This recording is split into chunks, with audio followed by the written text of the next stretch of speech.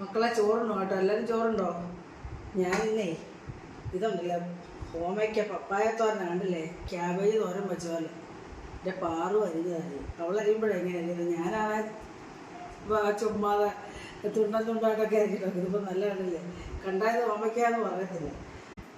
ഒരു കറി ഉണ്ടാക്കേണ്ട, പച്ചക്കറി ഒന്നും ഇല്ലാതൊരു സാമ്പാർ ഉണ്ടാക്കിയിരിക്കുകയാണ്.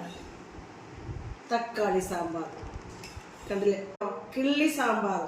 ഇന്ന് ഞാൻ തയ്യാറാക്കിയിരിക്കുന്ന റെസിപ്പിയാണിത് കേട്ടോ. ഇന്ന് തന്നെ വീഡിയോ ഇടും.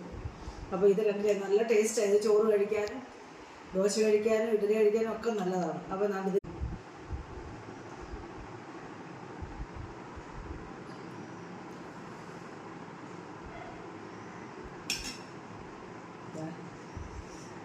പപ്പടവും കൂട്ടി